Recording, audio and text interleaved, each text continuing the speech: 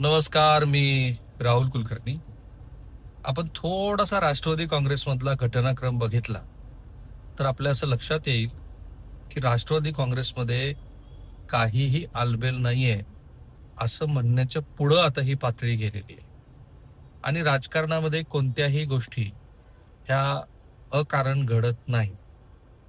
पार्थ पवार यांनी मुख्यमंत्री श्री देवेंद्र फडणवीस यांची जी भेट घेतली त्याच्यावरती भलेही मुख्यमंत्री म्हणाले की ते आमच्या मित्रपक्षाचे सदस्य आहेत आणि त्यात काय मोठी बातमी. माझ्या मते तीच खरी मोठी बातमी आहे गिवन सिच्युएशन मध्ये. कारण एक लक्षात घ्या की रोहित पवार जे म्हणाले की आदित्य तटकरे यांचं मंत्रिपद काढून घेऊन सुनील शेळके यांना दिलं जाईल, हा एक प्रकारचा राजकीय डाव आहे की विरोधी गटामध्ये जितकी अस्वस्थता निर्माण करायची तेवढी. पण म्हणून याचा अर्थ असा तर नाहीये ना की सुनील तटकरे यांच्याबद्दल पक्षात फार म्हणजे पूर्वी जसं वातावरण होतं तसं आहे, अजिबात नाहीये. सुनील तटकरे यांच्याबद्दल ती जी विशिष्ट अशी ऑडिओ क्लिप ऐकवली गेली, ती क्लिप काय आहे, ते दिवंगत श्री अजित पवार यांच्याबद्दल ज्या वेळेला अजित पवार हे नाराज होते त्यावेळेला ती क्लिप ऐकवली गेली. आता अशा पद्धतीच्या बातम्या आल्यानंतर त्याचं काहीही आणि कितीही पातळीवरती विश्लेषण होऊ शकतं. म्हणजे त्या क्लिपमध्ये काय आहे, तर दिवंगत अजित पवार ह्या आपल्याच नेत्याबद्दल वापरले गेलेले अपशब्द असू शकतात. दुसरं काय असू शकतं की अजित पवार हे आजारी पडले तर तेव्हा बऱ्याच वेळेला त्यांच्या नाराजीची चर्चा झाली. त्यामुळं असं काहीतरी घडत होतं की ज्या घडण्याच्या वेळेला त्यांचा जो मित्रपक्ष आहे त्या मित्रपक्षाला अडचण झाली किंवा पक्षातले जे वरिष्ठ मंडळी आहेत त्यांना अडचण झाली आणि त्या फ्रस्ट्रेशनमध्ये त्यांनी श्री अजित पवार यांच्याबद्दलचे अपशब्द वापरले. आता हे अपशब्द सुनेत्रा पवार यांना ऐकवले गेल्यानंतर आता जे दिसतंय की दैनिक लोकसत्ताने जी बातमी प्रकाशित केलेली त्याच्यानंतर अधिक आणि उमेश पाटील वगैरे मंडळींनी प्रेस कॉन्फरन्स घेऊन सांगितलं असं काही घडलेलं नाहीये आणि सुनील तटकरे आणि प्रफुल्ल पटेल हे आजही आमचे नेते आहेत. पण याचा अर्थ एवढा तर स्पष्टपणे आहे की जे सुनील तटकरेंनी पण सांगितलं की प्रत्येक राजकीय पक्षामध्ये काही ना काहीतरी घडत असतं, योग्य वेळ आल्यानंतर आम्ही बोलू. मला मुद्दा हाच सांगायचा आहे की राष्ट्रवादी काँग्रेसमध्ये काहीही आलबेल नाहीये, फक्त तो स्फोट होण्याची वाट बघतायत आणि हे सगळे मुद्दे त्याच्याशी जोडलेले आहेत. आणि त्या मुद्द्यावरची वर्तान म्हणजे पार्थ पवार यांनी घेतलेली देवेंद्र फडणवीस यांची भेट.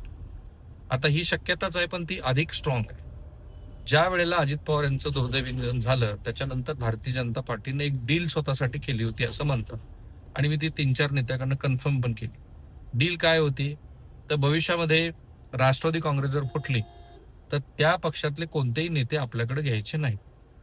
पण त्याचबरोबर भारतीय जनता पार्टी सारखा पक्ष हा जर राष्ट्रवादी काँग्रेसमध्ये भविष्यामध्ये अशी तोडफोड झाली की ज्या तोडफोडीमध्ये हा पक्ष खरोखरच फुटला जे की दिसतंय, तर अशा वेळेला त्या पक्षातल्या नेत्यांना की ज्यांना भारतीय जनता पार्टीमध्ये यायचंय त्यांना पक्ष असा नाही म्हणणार की तुम्ही भाजपमध्ये येऊ नका. कारण ते काही एकनाथ शिंदेकडे तुम्ही जा किंवा शरद पवार यांच्याकडे जा वगैरे असं न म्हणता आपल्या पक्षाचं बळ वाढवण्याच्या दृष्टीने ते म्हणतील की तुम्ही आमच्याकडे या. म्हणून जरी ही डील झालेली असली की राज्य पातळीवरचे किंवा अगदी जिल्हा स्तरावरचे नेते सुद्धा अजित पवारांच्या दुर्दैवी निधनानंतर कुणीही त्यांना फोडण्याचा प्रयत्न करू नये, तरी मला फार काळ आता ती डील राहील असं वाटत नाही. कारण त्या डीलमध्ये दोन्ही बाजूनं आता असं दिसतंय सुनील तटकरे आणि प्रफुल्ल पटेल हे श्री शरद पवार यांच्या निवासस्थानी उपस्थित होते जेव्हा की सुनील तटकरे यांच्याच संदर्भातल्या बातम्या आल्या. नंतर कळलं की सुनील तटकरे नाही तिथे तर प्रफुल्ल पटेल पण होते आणि तिथे त्यांनी पार्थ पवारांच्या वागण्यासंदर्भामध्ये शरद पवार यांच्याकडे कुटुंब प्रमुख म्हणून तक्रारी केल्या. याचा दुसरा अर्थ असा असू शकतो की राष्ट्रवादी काँग्रेसमध्ये जी संभावित दुसरी फूट आहे त्या फुटेच्या आधीची एक पार्श्वभूमी जी काय आहे ती त्यांनी सांगितली की आमच्यासमोर पर्यायच नव्हते. आणि ही पण शक्यता आहे, मी जे 3-4 व्हिडिओमध्ये म्हटलंय की ज्या वेळेला पटरी बदलली जाते आणि नवीन पटरीवरती वाहन धावायला लागतं त्यावेळेला जो खडखडाट असतो तो खडखडाट जर स्मूथली हँडल नाही केला आणि तसा स्मूथली हँडल करणारा नेता तर राष्ट्रवादी काँग्रेसमध्ये आहे कोण. कारण मुळात ही एक मनसबदाराची पार्टी आहे. प्रत्येकाला माहिती आहे की आपलं इतकंच बळ आहे की आपण आपल्या मतदारसंघातलं कुणी काही म्हटलं तरी निवडून येऊ शकतो कारण तेवढं बळ त्यांनी कमावलेलं.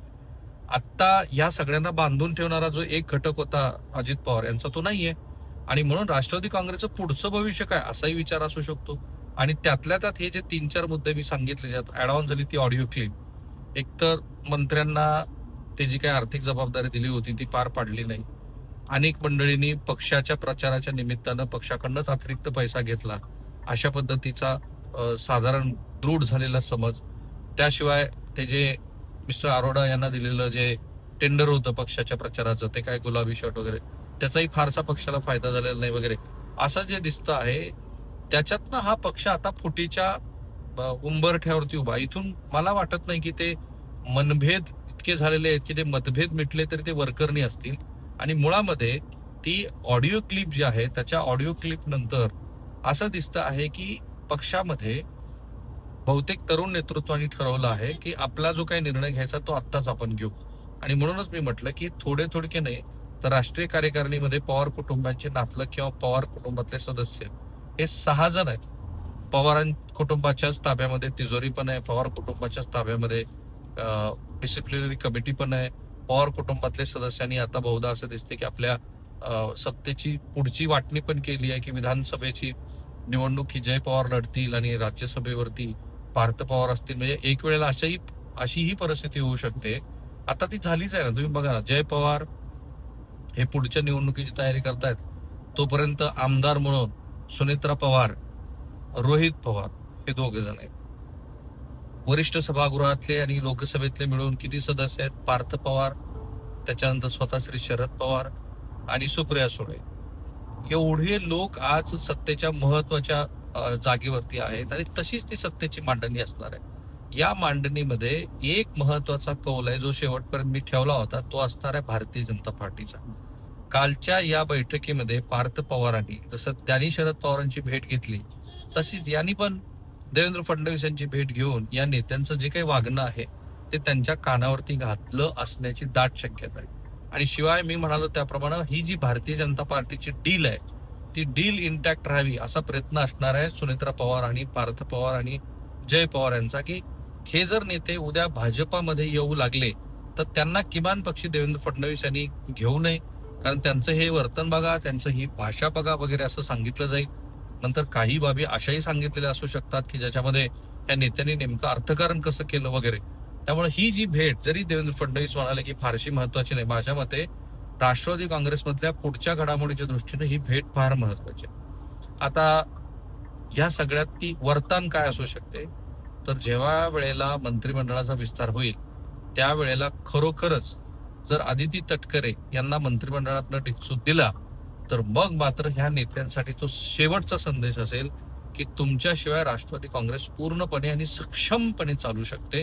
तुमची आम्हाला गरज नाही, कारण तुम्ही आमच्या वरिष्ठ नेत्याबद्दल अपशब्द वापर. किती गुंतागुंत आहे ना राष्ट्रवादी काँग्रेसमध्ये. म्हणून मी नेहमी म्हणत असतो की पूर्ण पिक्चर क्लिअर होऊ द्या, थोडेसे अंदाज घ्या, तुम्ही काही लोकांशी बोला आणि प्रयत्न करा की त्या अंदाजातले किंवा त्या आडाख्यातले तुमचे जे काही मांडणी आहे ती तंतोतंत बरी ठरावी, खरी ठरावी. आजपर्यंत तरी आम्ही जे काही मांडतो आहोत ते व्यवस्थित आणि महाराष्ट्राला पटण्याजोगं आणि ऑब्जेक्टिव्हली असतं. कारण ना आमचा कोणाचा बायस आहे ना कोणाबद्दल राग आहे. तुम्ही आमचं सगळं नीटचं कव्हरेज बघत आहात त्याबद्दल तुमचे आभार. एक महत्वाची घडामोड लातूरमध्ये सुरू आहे. शिवराज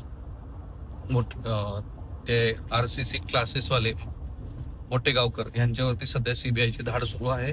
मोठा पोलीस फौजफाटा सध्या लातूरमध्ये तैनात करण्यात आला. तिकडेही आपलं लक्ष आहे. तोपर्यंत थांबूया. Thank you so much.